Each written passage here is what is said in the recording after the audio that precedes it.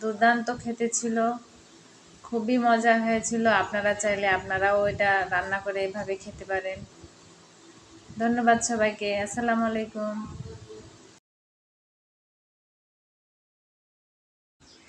Hello viewers, সবাই কেমন আছেন? আশা করি সবাই ভালো আছেন। আমি আজকে একটা আমড়ার দুর্দান্ত রেসিপি নিয়ে হাজির হলাম। চুলাতে কড়াই বসিয়ে দিয়ে সেখানে অল্প পরিমাণ তেল দিয়ে দিলাম। তারপরে কিছু পাঁচ মশলা দিয়ে দিলাম,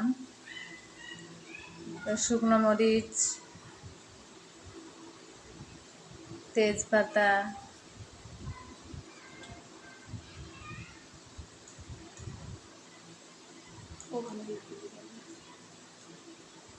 অল্প পরিমাণ গরম মশলা, একটু কাঠ মশলা দিয়ে একটু নাড়াচাড়া করে নিলাম। কেটে রাখা পেঁয়াজ কুচি দিয়ে দিলাম, রসুন কুচি দিয়ে দিলাম, আবারও একটু নাড়াচাড়া করে নিলাম।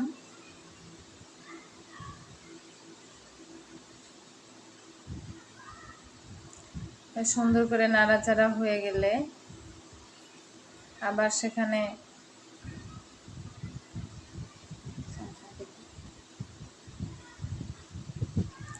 এটা ভাজা ভাজা হয়ে গেছে, তখন এখানে আবার দিয়ে দেব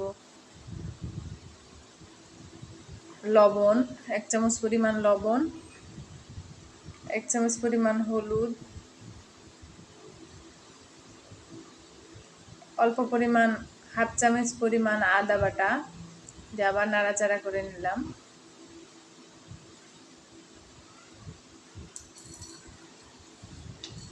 অল্প মরিচ বাটা দিয়ে দিলাম।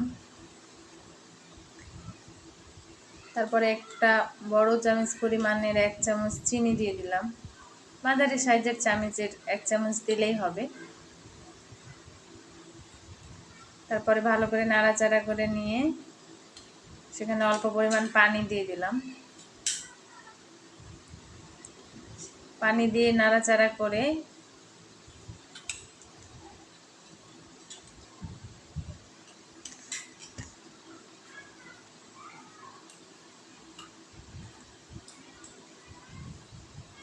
মশলাটা ভালো করে কষিয়ে নিলাম।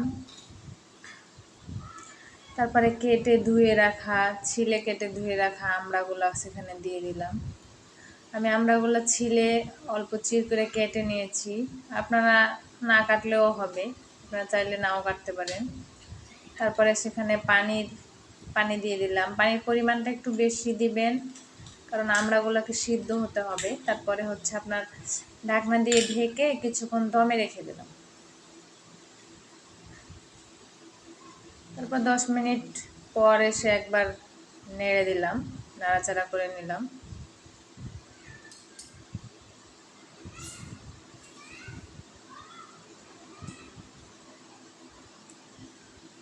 তারপরে খুন্তির সাহায্যে একটু দেখে নিলাম সিদ্ধ হয়েছে কিনা, কিন্তু সিদ্ধ হয়নি, আরও সময় লাগবে। তার জন্য আমরা আরও 5 মিনিটের মতো রেখে দিলাম। 5 মিনিট পর দেখি সুন্দর সিদ্ধ হয়ে গেছে, সুন্দর একটা কালার আসছে। আমরা নেড়ে চেড়ে আবার এটা সেটা নামিয়ে নিলাম। এই গরমে কিন্তু আমরার এই রেসিপিটা